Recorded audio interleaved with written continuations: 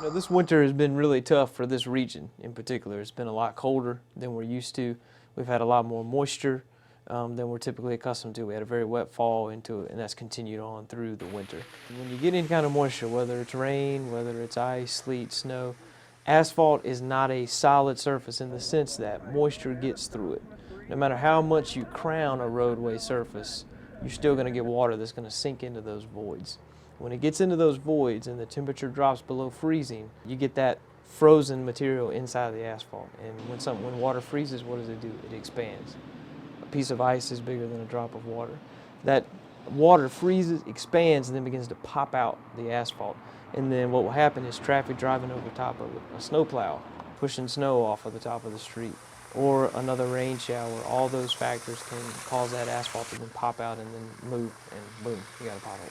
The state of North Carolina as a whole is kind of unique in that sense because the state maintains a lot of roadways within the city that most people would consider city streets.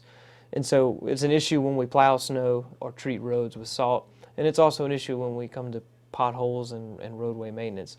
So some of the big obvious ones are like Business 40, Interstate 40, US 52. Those are obviously state roads. Anything that's a state route, such as Solace Creek Parkway and Renolda Road that are NC 67 or the NC 68, obviously those are state maintained roads, anything with a number on it like that. But there's a number of roads, like for instance Country Club Road from Solace Creek Parkway to the west is a state maintained road. Haynes Mall Boulevard, the entire length is a state maintained road. So there's some streets that would appear to be a city street, but they're actually state maintained. So the city's budget and the money we earn from gas taxes to take care of city streets, we only spend that money on the city roadways. The state has their own, pot of money and resources that they use to take care of the state maintained roads. We encourage folks to report it. Sometimes the operators will catch if it's a state road and we'll give them the contact information for NCDOT. If it does work its way to us, we know the state maintained roads as well, and we will call the state and contact them and report it. We only own one pothole truck, 855, and they'll tell you they're our best crew. It's a 2 to 3 man crew depending on the location of the city where they're going to be. Need me to pull up? That truck is our primary defense against potholes, and they run tickets when folks contact CityLink and put in a service request. We try to respond to all those requests within 24 hours, weather permitting. As they're running those service requests, they will keep an eye out for other areas, so they don't just drive over a pothole on their way to fix another pothole. They will stop and correct as they go, and then try to pull within an area as well so they can be as efficient as possible. I feel like we were put here to do a job. We was hired to do a job. And I like to think that we are the best at what we do, as far as taking care of the citizen needs and stuff. Ain't nothing worse than having a full cup of coffee and hit a pothole and you waste it all over you. It ruins the whole mood and everything of your day. Once we figure out where is the pothole located at, as far as the address according to the SR report, we have to make sure that we're safe, one, while we're out fixing the pothole from traffic or anything like that, pedestrians. So that's the first step, to make sure once we get there, to secure the scene or the pothole area that we're going to be working in, our work area. At that point, we'll start observing some of the characteristics of that pothole, how deep it is, how wide it is, and what we have to do to fix it correctly. We have to jackhammer it out.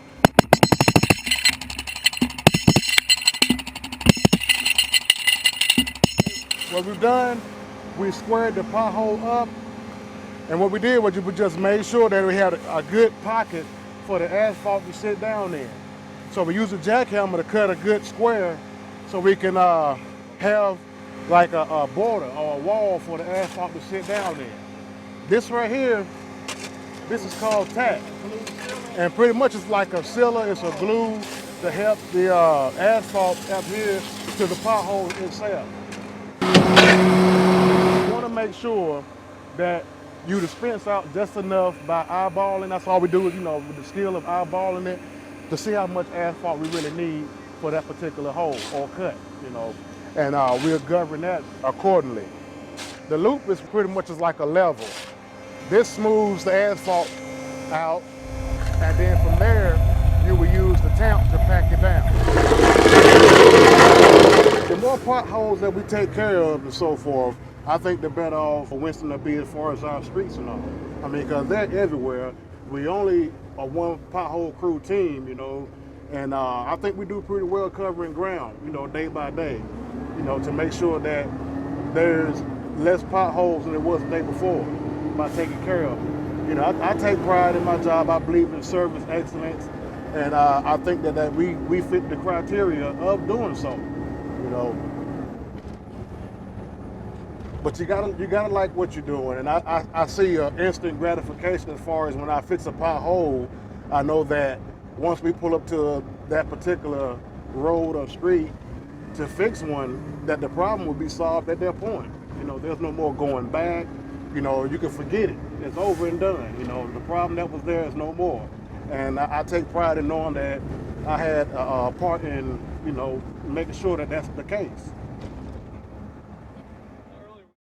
Report potholes or poor road conditions using your smartphone or tablet with the CityLink app.